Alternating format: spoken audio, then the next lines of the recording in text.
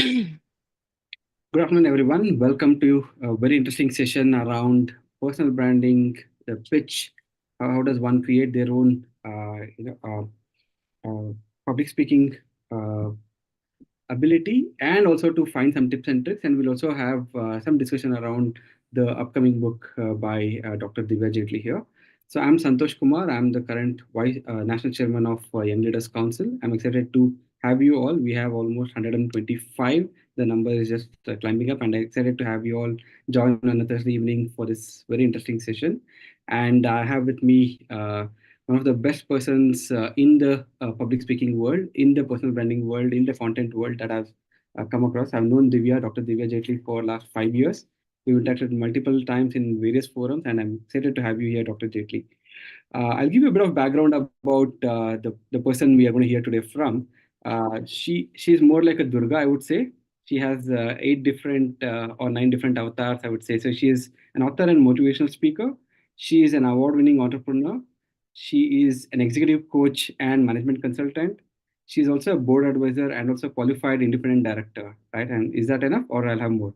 Right, I have additional ones for her. She's an integrated communication specialist. Right, communication in today's world, in the era of AI, it becomes all the more important. The creativity comes into play. How does one differentiate between the technology versus the human side of it? That's where we'll have her speak about that. And she's also the only Indian female to have presented two Olympics, right? 2004 and 2012. And she's Beauty with Brains, if I may say so. And she's Miss India finalist and also Miss Delhi, right? You can't, I mean, we couldn't have asked for anyone better than this to talk about the personal branding space, right? She's built a personal brand around herself. She's been an anchor on multiple television programs. She's also been a podcast host herself, and she runs an entrepreneurial venture called Forethought Consulting, right? And she also runs a academic entity called TALI, TALI, the Advanced Learning Institute, right? If any of us have missed anything, you can look her up on LinkedIn. It's a huge profile that we are really happy to have her here. Thank you so much for joining Dr. Jetli here. Thank you. Right, perfect. So I'll give you the agenda, what we're going to cover. Like I said, we're going to talk about personal branding. We're going to talk about public speaking. We'll also talk about her upcoming book. But beyond that, we're also happy to take in questions from you all.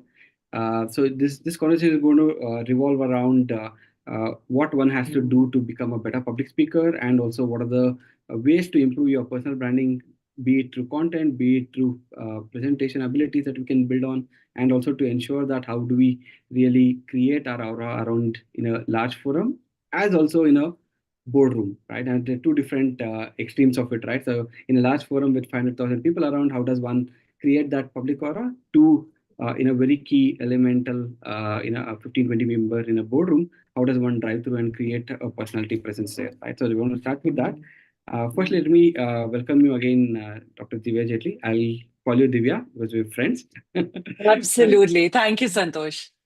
And she's also I'm been a ex member of Young Leaders Council for 3 years now. Sorry, go ahead, please, Divya.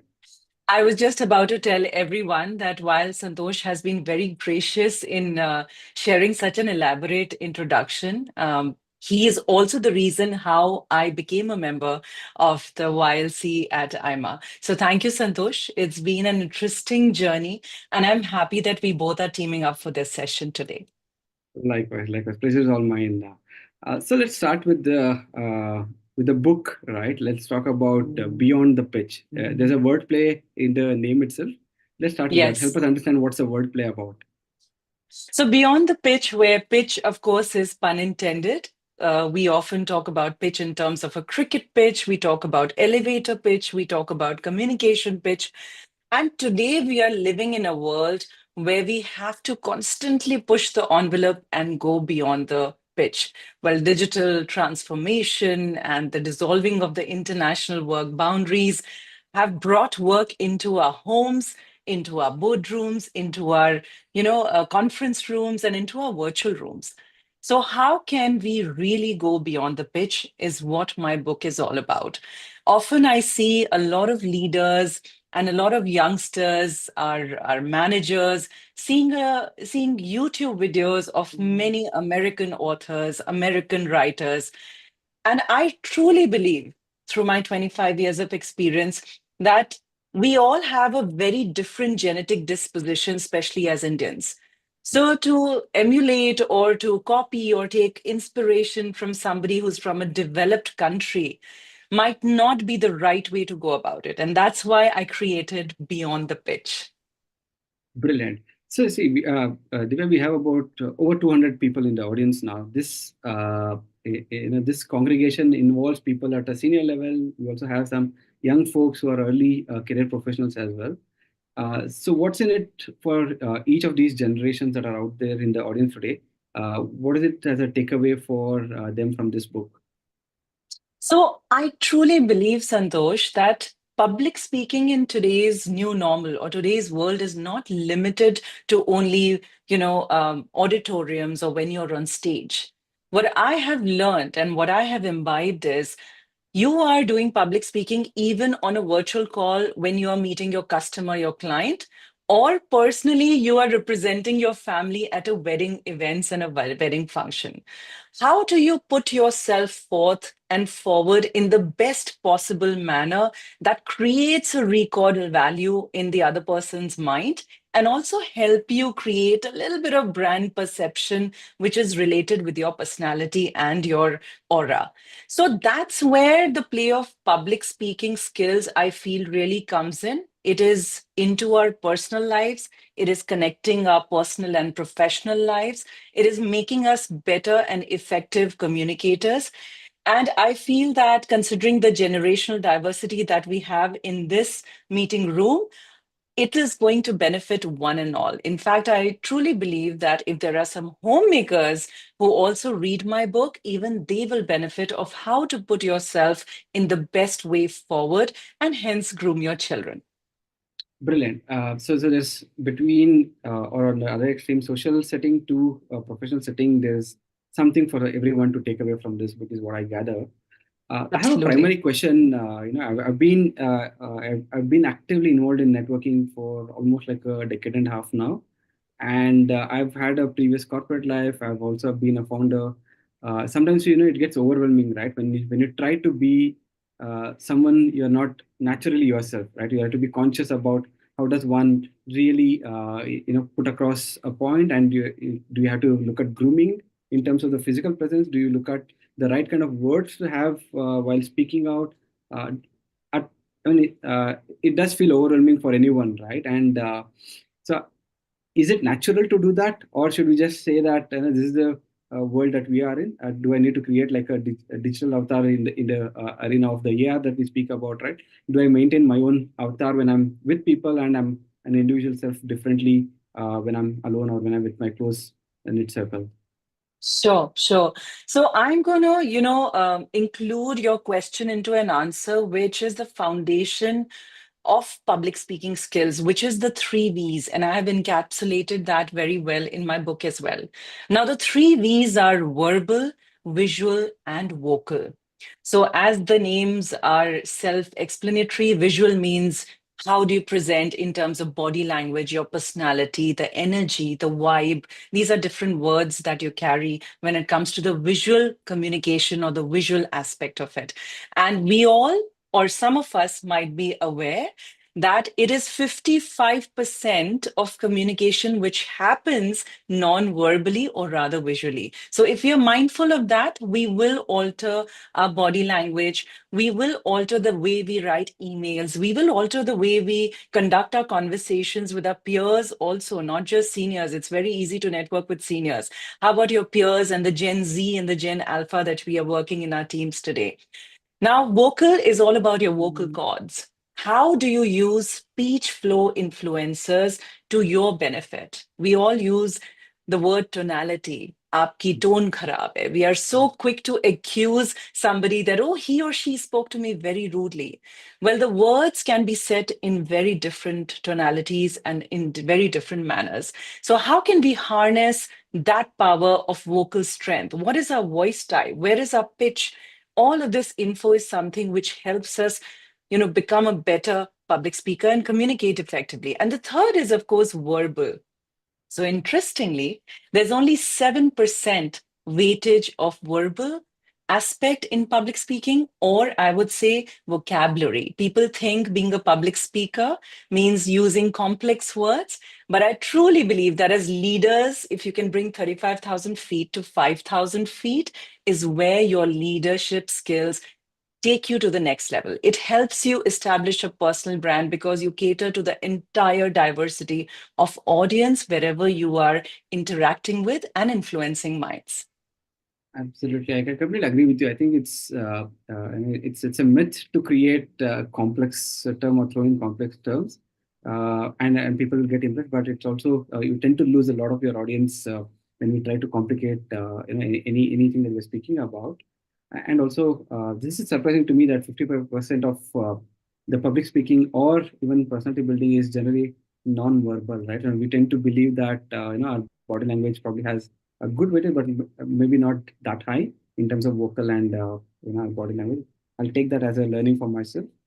You've Thank had you. a very different career trajectory, right? You've been in, I would say, in the Miss India kind of a world, which is more glamorous, more, more about showcasing one's ability to be able to impress people in the glamorous world, in the TV world, in the Bollywoodish world, and then you've also been traversing through the corporate world, right?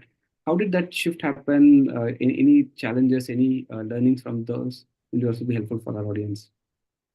Absolutely. Thank you for that question, Santosh.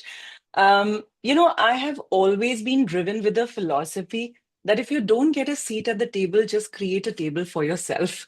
Now, having said that, we hear these from business leaders all the time. But how well can you implement it in your life?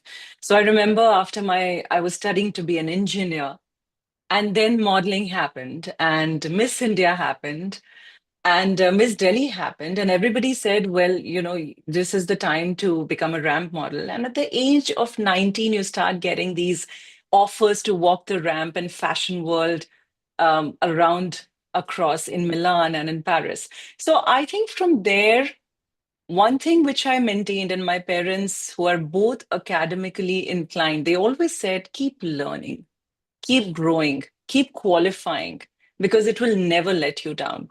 So there have been a lot of highs and lows, and I often laugh with my peers that if you want to see the list of qualifications that I've achieved in my 25 years, that is exactly translating to the number of lows that I've hit in my life. So every time I used to reach the bottom, my mom used to say, who's an academician, that Divya, just go back to books. When you don't know what to do, just learn something, just enroll yourself.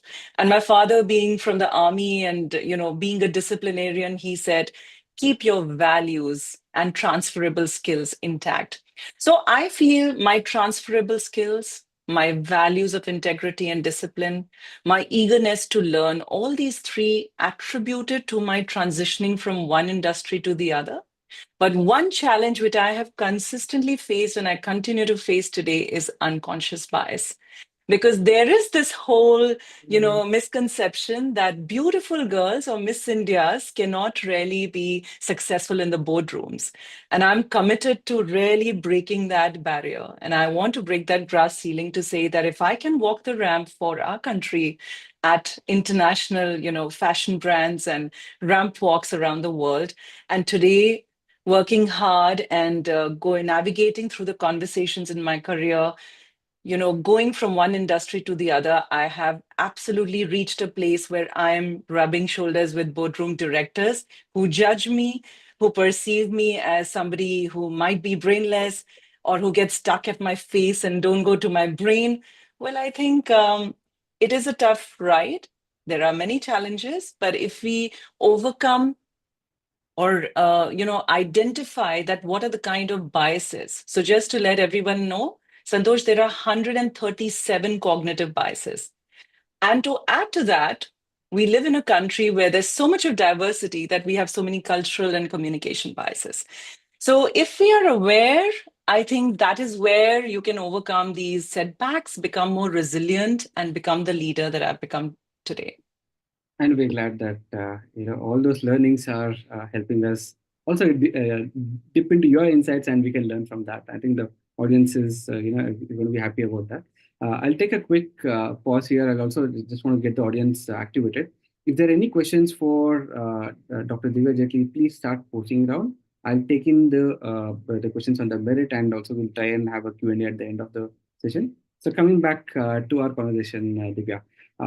Now, there are a lot of myths. I spoke about one myth, in terms of the importance of being natural versus how do you really prepare for every conversation you have. Are there other myths from your experience, from your coaching days that you looked at, in terms of a personal branding side, in terms of public speaking, any myths that we can bust today? I lost her. I think we should get her back online in a minute or so. Meanwhile, feel free to share your questions here. Rhythm will help us collect those questions for everyone. And Rhythm, could you also share the link to Dr. Divya's profile on LinkedIn, as well as the book link? So if anybody's interested, can have a look at what's Sure. here on the book. So we'll try and get the technical challenge resolved at Divya's end. So how many of you have have already been through some form of personality development slash coaching at your end? I know I see a lot of faces here. With the show of hands, if you've gone through some training, some coaching that has helped you, I can see quite a few. Nice. I'll flip the question. How many of us feel it's important to have some sort of external help in terms of to coach ourselves to build our own personality in the era of technology? And I'm raising my hands. I think it's my sense is that what I've seen with the world, the way we are moving is technology is helping us a lot, but also it creates its own set of challenges today. If you look at it, while AI and ChatGPT can help me draft my email, is it dumbing me down? Is a question that I keep asking myself. Every email we tend to take help from the technology, but at the same time, when we are in front of people, my persona when I'm writing an email versus my persona when I'm in front of the person shouldn't be different, right? It should be that I should come across as the same intellectual person, or same person in terms of the tonality, in terms of the speaking ability that I have, or in terms of the connection that I can build. I think that's important to also keep in mind in the era of technology. Hi, Divya, you're back. Thank you so much for rejoining. Yes, apologies for a technical glitch, but I'm glad that you continue the conversation, and I see a lot of bright smiles here. So I was just taking a dipstick survey of how many of us feel it's valuable to have some sort of coaching, some sort of hand holding to build our own capabilities in public speaking, as well as building our own personal brand.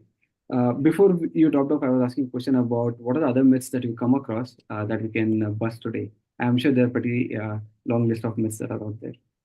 I know, but I'm going to highlight just one where leaders come to me and they say, I want to be a better speaker. I want to represent my organization. So I said, okay, what do you have in mind? And they say, I just want to increase my confidence. And I've been going to Toastmasters for a year, but nothing really is happening. And that's when I tell them that, see, confidence is like fever.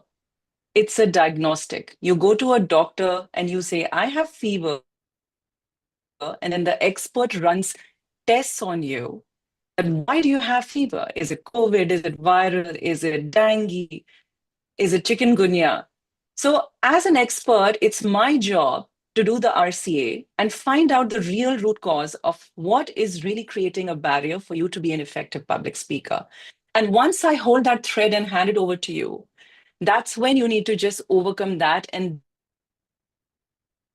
then moving on from that thread forward is where the confidence will, as a byproduct, start increasing. So that's the biggest myth that I'd like to share with all the audiences. Of course, the first one, which we all know, is that public speaking is no longer the game of politicians and CXOs. I think even the junior most employee who's handling an internal or an external customer is using the skill.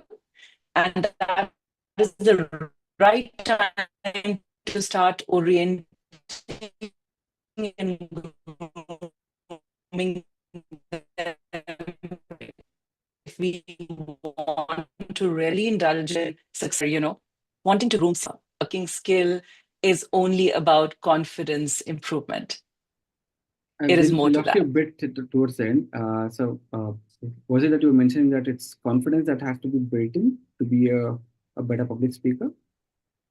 So confidence will have to be improved once we know after the RCA where exactly, as per the 3 Vs, do we need the improvement.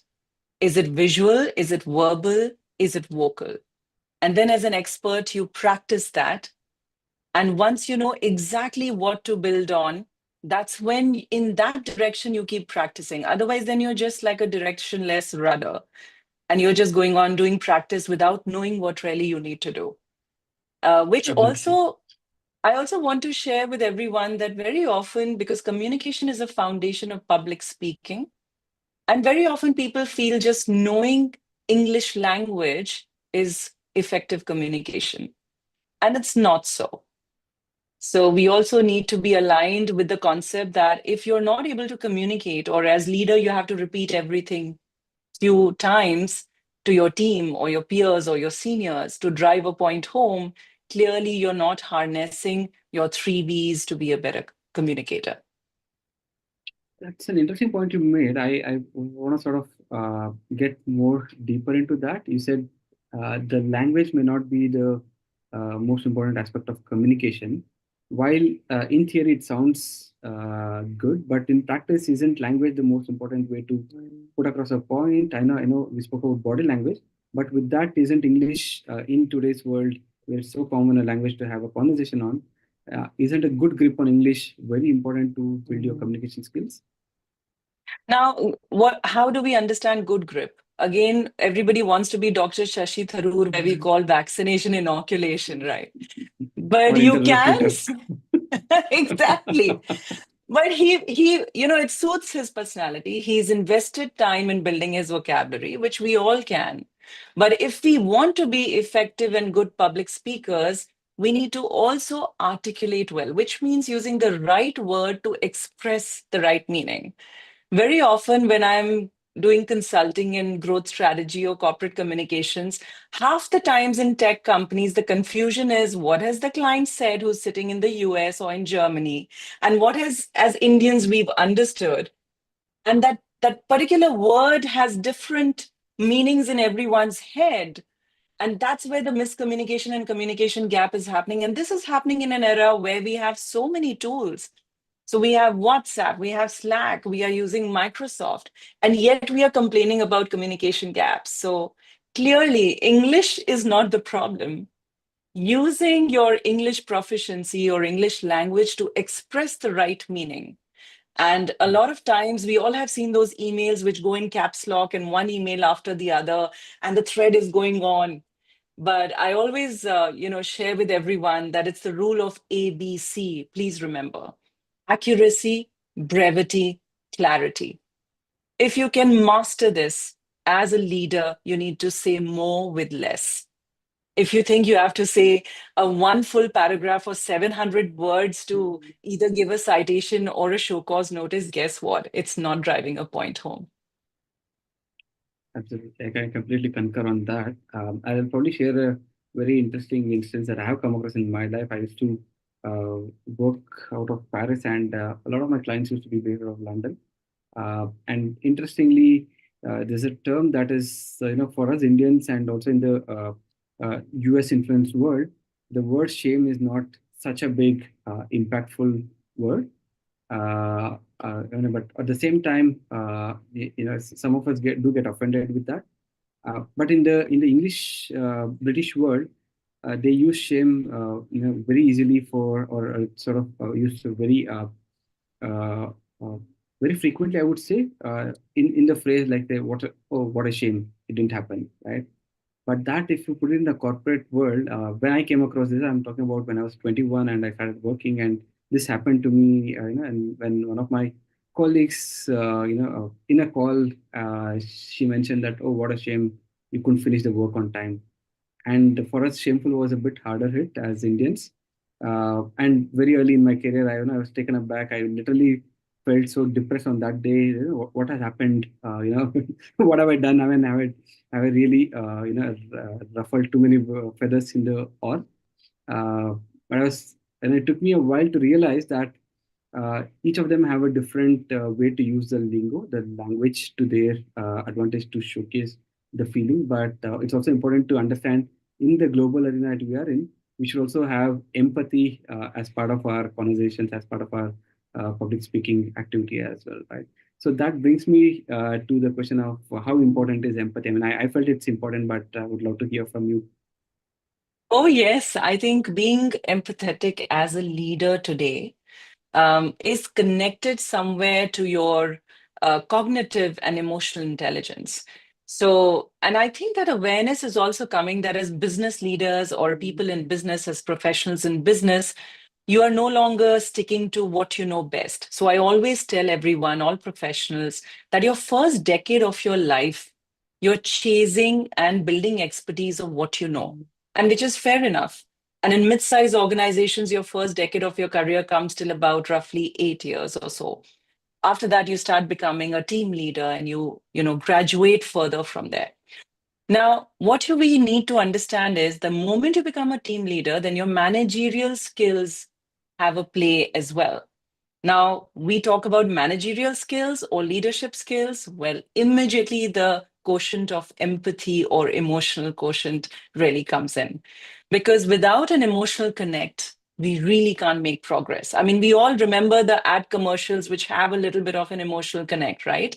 Starting from the days of that Vodafone pug dog to today, everybody's creating story to sell their brands, whether it's a jewelry brand, so it's a mother-daughter or a mother sister-in-law relationship. Why are they doing that? Because today they're trying to tap into emotional quotient of connecting with their consumers. And that's exactly what we need to understand.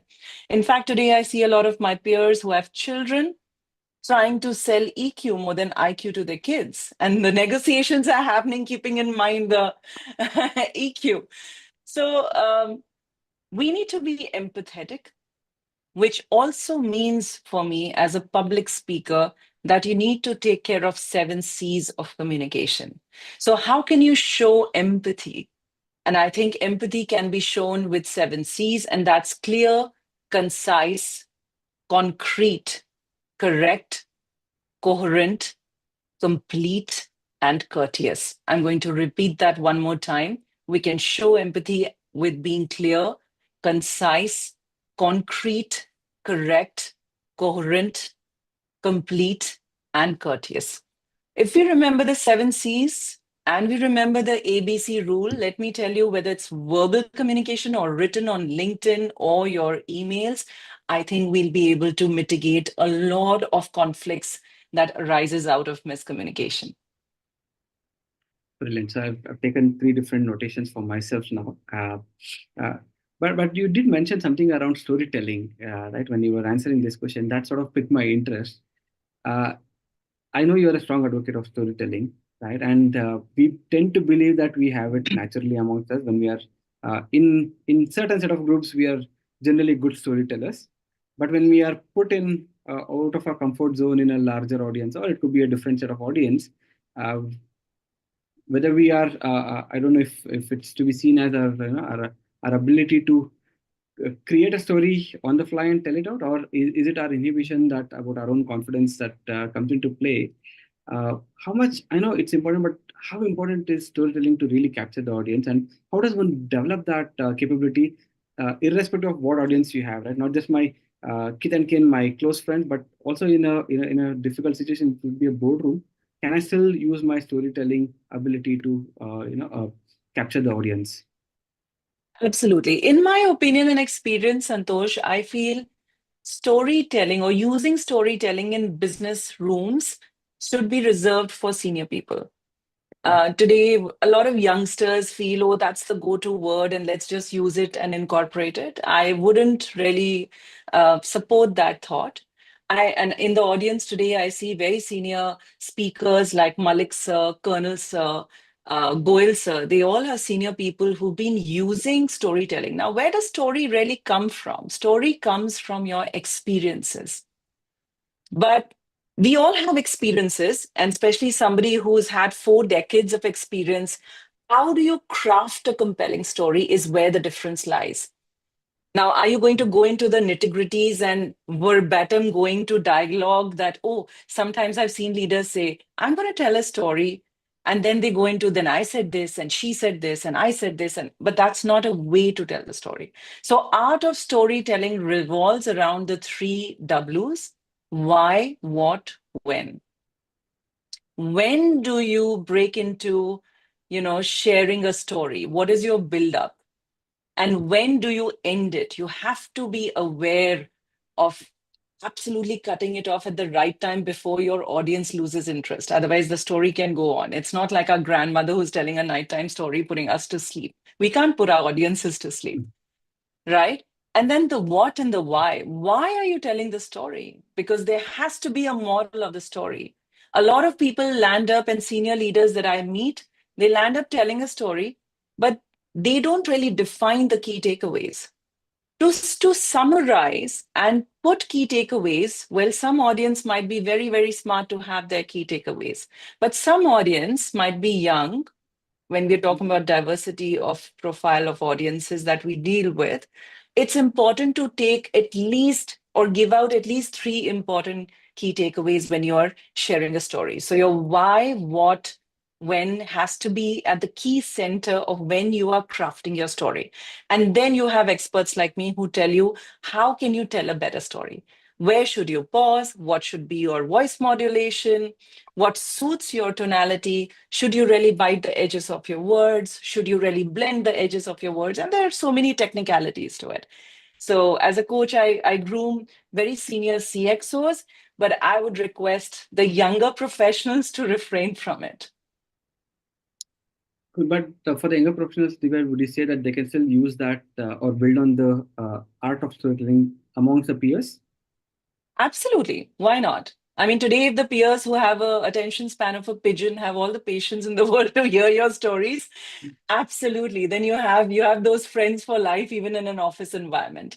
So knowing the art of stories, if you become a manager, I think it's the right time, somewhere between 12 to 15 years of experience, to start grooming yourself into becoming a storyteller. Because once you become a CIO or a CXO, it will really help you, put your perspective forward in the most influential and the impactful way. However, if you have just joined with 3 years of experience in an organization, I would say focus on developing your communication and public speaking skills, which becomes the foundation for storytelling. Brilliant. So point taken. And I have a couple of questions from the audience. Let me take that. Can So, we use AI translation mode for effective oral or verbal communication? Some of the well, AI we can. tools are. So today, as a qualified independent director and boardroom advisor, let me tell you all that AI tools are being used to summarize your meeting. So you can use AI tools to generate content, but at the end of the day, how will you add your personal touch to it? Because if you're just throwing generic stuff, everybody has it at their fingertips. So today you have to go beyond the pitch. When you're crafting, when you're creating your content, you have to give something which is beyond the pitch or beyond the obvious. And AI tools to summarize your public speaking speech so that you can feedback your experts on yours is going to be very, very beneficial. Any specific tools that you recommend for early starters to look at in the new age AI tools?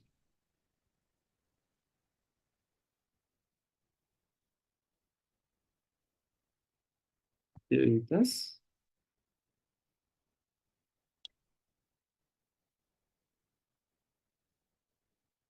We'll get Divya back activated again. So meanwhile, yeah, as Is sorry, everybody able to hear me?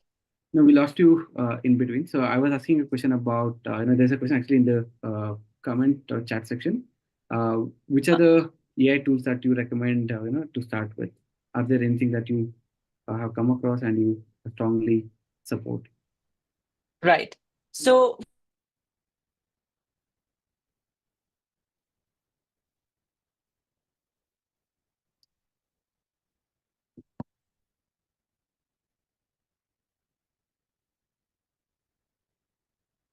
My apologies. I think there's every some time technical issue. every time I'm about to answer, the technology decides to just put me on mute or freeze my screen. I hope I'm I'm audible now. Yeah, you're back. You're back. You're back. Yes. Okay. We're asking AI about tools. AI tools. Yeah. Yes, yes. So I was saying that since I create my content completely originally, I don't use many AI tools. But to summarize the meetings, you of course have Firefly and Copilot, which I like to use. And if you want to prepare content, especially visual content, I think Canva is a very good tool that we all can use, especially if we want to use, improve our LinkedIn profiles to create a better personal brand, at least the banner and the profile picture. And of course, I mean, the most common is Chat GPT, but ChatGPT, let me tell you, is not giving you original content. So please be very careful. You have to be able to use your think tank up here to be able to just take some inspiration, but write it in your own words that suits your style. So there needn't be a gap between what you are in an offline world and what you represent in the digital world. And that's where the authentic leadership and authentic public speakership really comes in. So these two, three tools, I think, can be a good starting point for anyone who wants to start using AI. Thank you, Divya. And that gets me, that's a great segue to the next topic we want to discuss is the personal branding side, right? Uh, what exactly is a personal brand? I mean, I'm Santosh. People who work with me, they know me. Uh, why do I need to create a brand for myself? Okay, so let me use, we all love movies, I'm sure. So let me use an example here. When I throw a name of Salman Khan, Shah Rukh Khan versus Vivek Oberoi and Abhishek Bachchan, or Irfan Khan, late Irfan Khan, or Nawazuddin Siddiqui, what do we immediately recall? The Now, superstardom, the actor in him, the certain style of delivering their dialogue or their body language. exactly. So we are seeing that there are better actors than the Khans. They are definitely better actors than the Khan. And in fact, they are in the acting profession. However, there is a still bigger lobbying or clout, I would say, or influence, I would say, that the Khans have. And that is the easiest way to understand the difference. That while technically you might be a great actor, technically in your industry, you might be a great, great person or a leader, do you really have influence of, let's say, the youth of today or your peers where they take notice of what you have to say? Now, that's exactly the play, or that's the deep dive into the perception, because everything is happening in your mind. So over a period of time, Shah Rukh Khan or Salman Khan have created two, three adjectives or values which have become synonymous to their personalities. And that's where you think that, for example, let me ask you, Santosh, if tomorrow we have to buy shares which Mr. Murthy has launched, Narayan Murthy versus Mr. Malia, who would you really trust and put your money on, Mostly, obviously. right? But we all loved Kingfisher Airlines when it was there Absolutely. because we preferred it, right? Absolutely. So Mr. Malia's focus was never to be known as a leader with integrity. Whereas he always believed that he should be known for ostentatious display of wealth, flamboyance, and he created that recall value around him. So, my request to all of you is that public speaking, and in fact, the latest Harvard Business Review has also spoken about communication as a tool to become a better leader and effective communicator. Public speaking as a skill, if you land up leveraging it, you're able to put forth your extension of a personality wherever you go, whether it's a networking event or you're on stage representing your brand or you're talking to youngsters at a college. And what do people talk about you? What are those 2, 3 values that people know you when you're not in the room? Is what is the personal brand? Now, this can be created in a longer way through offline world, because in offline world, you have to keep meeting people, keep going to events. And thanks to digitization, it's become easier through professional networks and social media networks. So if you can sync the two, invest time in the two, allocate certain, let's say 15 minutes a day, I'm going to share some content. Now, there's so much of content as business leaders we have. But on LinkedIn, what are those 2, 3 topics that you regularly talk about? When you're not in the room, what does your team talk about? Or when you're not in the room, what does AIMA leaders talk about Santosh? How is Santosh known as? So when business leaders come to me for coaching or becoming a personal brand, they say we are hardworking and we are. I said, well, everybody is hardworking. Everybody wants to communicate. Everybody is doing their best. Come up with some attributes that you want to be associated, values which you want to be associated with your personality, and you want to drive that in people's mind. So that recall value becomes a personal brand. Very well put. So essentially, we're creating. I think there's a very interesting quote in the comment section here. Personal branding is equal to professional fingerprint. Is that the right way to simplify and understand? Absolutely. Absolutely. Correct. That is a great way to put it forth, that it's your fingerprint, it is your aura print, because it's more intangible. So it becomes easier for people to know you, but difficult to carve it. And that's where professional help would be valuable from someone like you and the other industry professionals in the public speaking world who cannot personality building world that can help us out as well, right? So I'll take one more question, very interesting one from Jata Shankar here. He's been through your TEDx videos. I missed that out saying that you are also a TEDx speaker. Okay. Yes. So the question is very interesting. Right? He says, "Could you please elaborate on social capital?" We missed talking about social capital. I mean, everything that we're putting out there is in some way for us to build our social capital, right? I keep telling in my networking world, I say that all I'm doing is creating fixed deposits. In some day, when I'm having a trouble, I can use those FDs to be withdrawn without any penalty and have people help me out, right? So that's what we are building in terms of networking. What's social capital? How does one build and how does one leverage that? Okay, so let me first, for those of you who are not aware of social capital, let me drive home a point. Imagine you have a camera and you're viewing your professional life through the lens of the camera. It's standing on a tripod stand. Now, those tripods represent, my dear friends, your social capital, your human capital, and your financial capital. Always remember. So if you're running your company, these 3 capitals have to be taken care of. If you're trying to carve your personal brand, these 3 capitals have to be taken care of. Now, let's talk about social capital. Social capital is, of course, linked to creating your personal brand.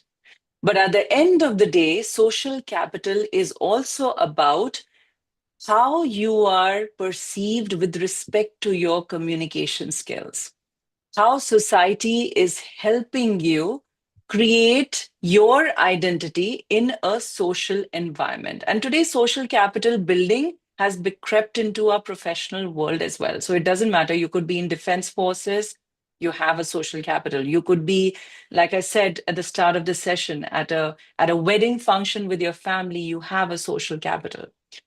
In social capital, your non-verbal communication is at the top. For those of you who've joined us late, 55% of your communication is nonverbal, 38% is vocal, how you say what you say, 7% is the weightage of your vocabulary. So if you remember these, you will be able to communicate effectively. And if you are able to communicate effectively, you're able to use the power of communication to even resolve conflicts. Now, how do you build social capital? A lot of us feel resolve conflicts by confrontation all the time. But no, I call it the strategy of differ and deflect. And sometimes it just helps when you have emotions running very high on the opposite side of the table, whether in your personal or professional life, defer and deflect with some topic to come back and revisit that topic to build. So that starts amounting to building your net worth. So you can say social capital is directly proportional to your net worth, where net is a short form for network. It's not really your, I'm talking about the balance sheet here. There are many finance professionals here, but I'm talking about net worth in terms of your network worth. So if you can pick up the phone, get somebody a job, that's your social capital in especially today's environment. If you can pick up the phone and refer an employee who's on a notice period with you and get that person a job or a referral, that's your social capital. And it takes a long time. Again, personal branding really helps you build that. So please start investing your time in it. People feel, they come to me, oh, within 1 year, we're gonna, turn around our personal brand. It won't happen. If you put my name on Google and you see a lot of, credentials popping up, it's taken me 24 plus years to be here. And I had the vision at a very young age to start investing in building my social capital. So your social media networks is building your social capital. Your social conversations is building your social capital. One more thing, Santosh, which I'd like to tell a lot of youngsters who are here. Our dads and our moms who worked, there was a time when they had a professional version of themselves and a personal versions of themselves. They could go to office because they were defined work hours. You swiped in, you swiped out. There was social life, which was devoid of your work life. There were clear demarcations. Today, it's all blended. And if any one of you meets me in a coffee shop, you'll see me talking the same way. I haven't put on this front, especially for this session, or if you see me on stage, you won't see too much of a difference because I've made this as my second nature. I use a lot of nonverbal communication to emphasize my point. So my request to you is, today in a world where we are living with blurry lines between professional and personal lives, please start investing in building your three capitals. Of course, financially, you do well. Human capital means what are the human resources in your life, personally and professionally, who are adding value to you or your company? And third is social capital. How are you building your social capital? What are those aspects which make you want to be a little more social? And one myth which I'm going to dispel here is a lot of people feel introverts cannot be good public speakers. It is a myth. I know some of them. Let me take the example of MS Dhoni. He's the biggest introvert that I had the privilege of interviewing in the US in 2017. The clip is there on YouTube. And he spoke very well. And what I learned with leaders like him is that introverts can also build social capital and also have a great personal brand value, which eventually builds your entire capital as a whole. So I hope so many tips and everything weaved in together. I know it was a longish answer, but this should help Jata Shankar.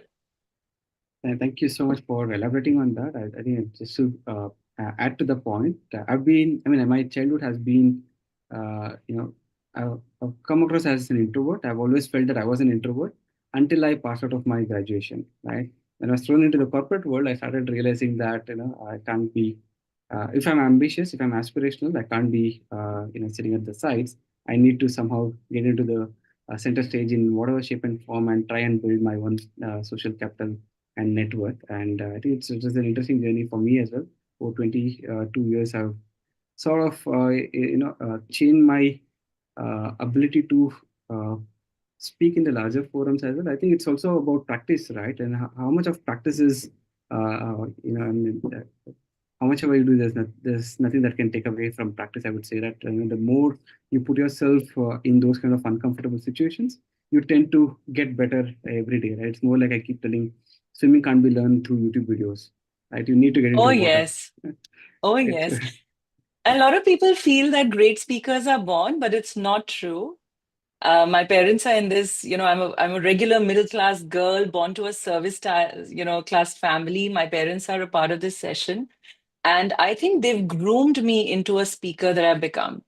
And only if speakers were born in a country like India, imagine with our population, how many speakers would have been out there. So if I can be a good orator and speaker, so can many people be. You just have to choose the right mentor. Thank you so much. Oh, sort of a, I would say, just step away from the corporate and professional discussion.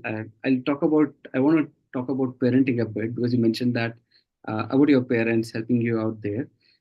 What should a young parent look at in imbibing? You spoke about earlier about the importance of EQ versus IQ in today's world.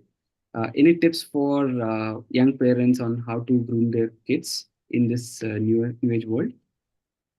Well, I'm going to first give a tip to parents before I come for tips to parenting. I'm going to tell the parents the difference between even before IQ EQ understanding comes in. If they are working parents, please understand the difference between fixed mindset and growth mindset.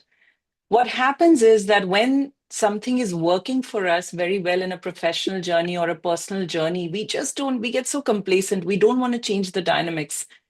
And honestly, I believe that every time I felt I'm getting complacent, I just changed a lot of tracks for myself just to challenge myself if I can cope with it.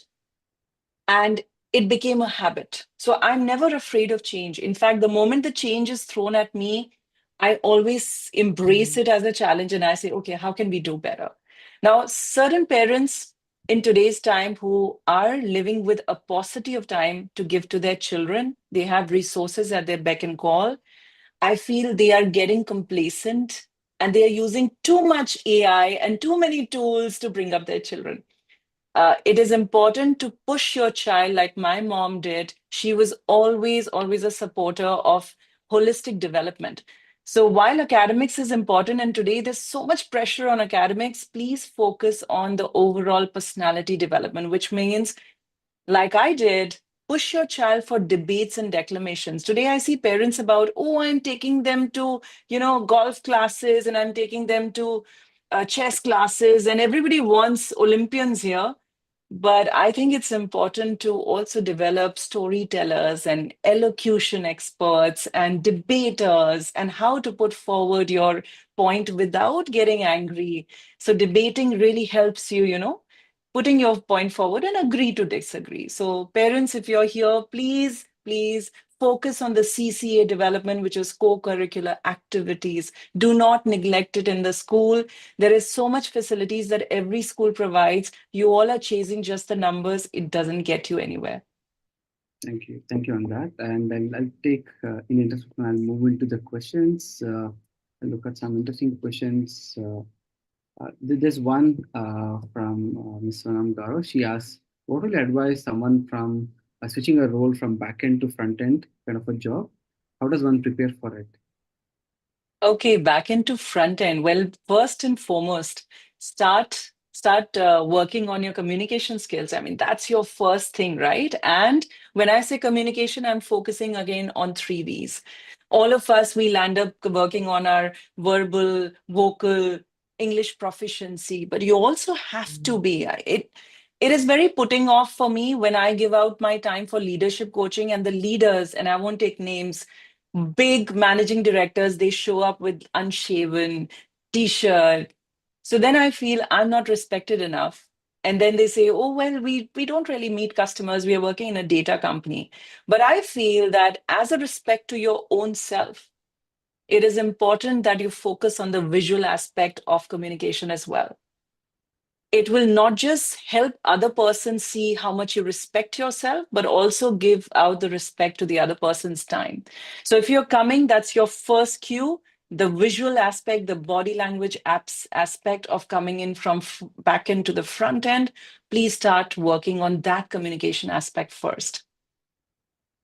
That sort of, I think, answers the other question also we had was, how do you define nonverbal communication? This is from Deepali. And an extension she asks is it being quiet? Just to have a non-verbal communication, do we have to go quieter? No, no, no. Non-verbal communication is about your appearance, your image, the way you use your hand movement. So if you're seeing, I have like a small display here, right? Now, if I was in person talking to all of you, I would have gone bigger.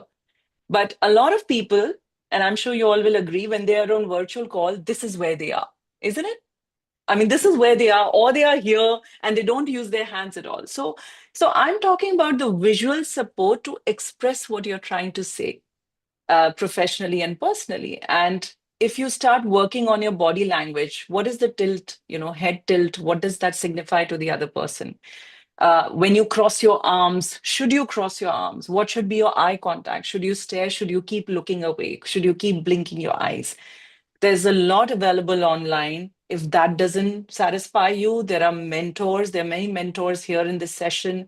AIMA YLC has so many mentors that you can seek help with, and they can guide you to be better versions of yourself.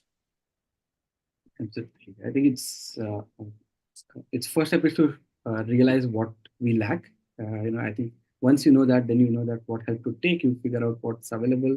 It could be reading a book, your book that is beautiful, summing up all of these tips and tricks, and also the techniques of improving one's personal branding, one's ability to speak in the public domain. I think if you are a good, if you are more of a reader, then you should look at the books. If you think there is more human help that you need in terms of a quick feedback and look at your whole growth, then you need a coach in place. And Dr. Divya Jetli, thank you so much for walking us through. Any parting words that anything that we missed out to cover? You want to take out a couple of snippets for young professionals who are building their career out now? How does one really build a personal brand, or really go deeper into creating your own public perception or public branding there?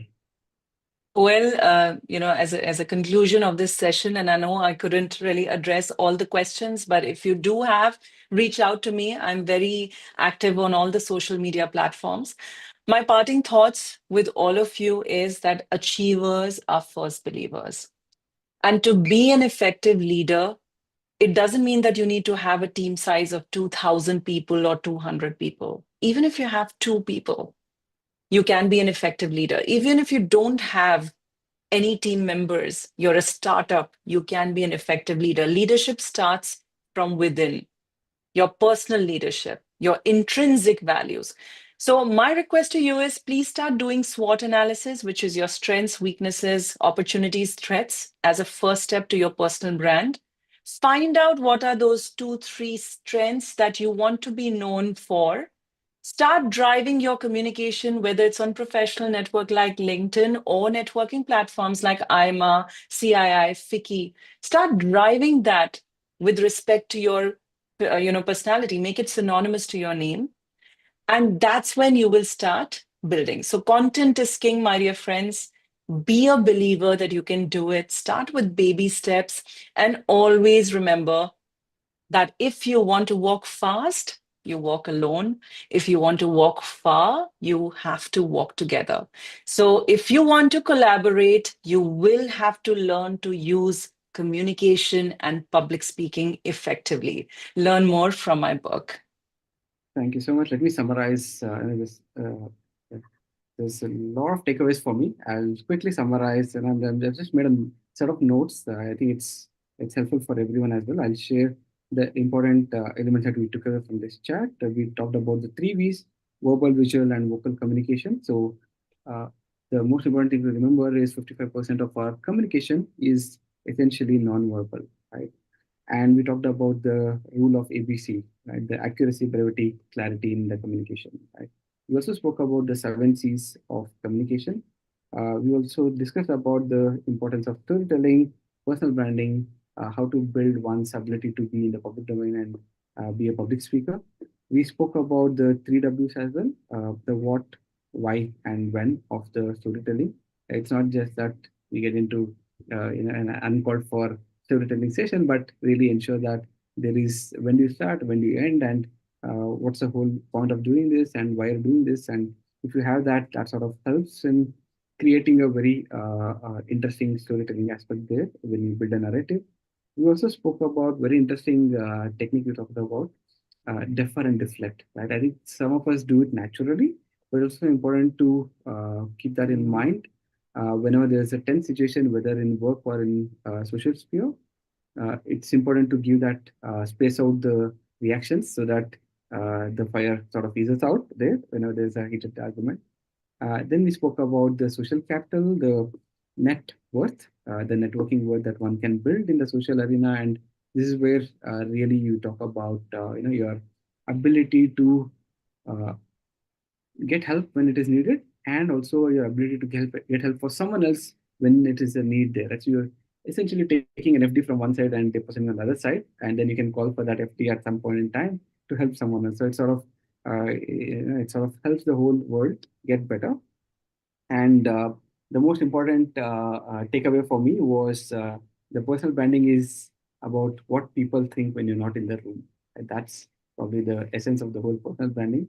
And I'm really, really glad that I got the opportunity to have you here, Divya. It's been a pleasure having you, hosting you here, and Thank sort you.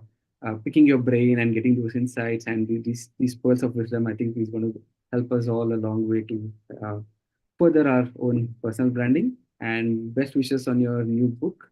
And we'll share the link in the chat box for the Amazon link of your book, Beyond the Pitch. And I think it's a good read. It's a must read for many of us who are really interested in building our own personal brand. What better way to learn from someone like Divya, who's like at the start I said she's like the Durga. She has multiple avatars, and this is one of the avatars where she's now taken over as the author. Thank you so much. Thank you. It's my privilege to have you here, Dr. Casey. Thank you so much. And thank you to all those who've shown their appreciation using AI tools. I love the hearts. I love the rockets. I love the applause. Thank you so much. Please stay connected. And I look forward to all of your feedback. Please reach out to me and let me know how you like the session. Thank you. Okay, and I Cheers. thank all the audience for taking time out on a working day, weekday, and joining us. I hope the session was useful and there are a lot of takeaways that you probably imbibe in your day-to-day work. Look forward to another session. And if you're not part of YLC, please do join YLC. We're happy to have you here. Thank you so much, everyone. Take care.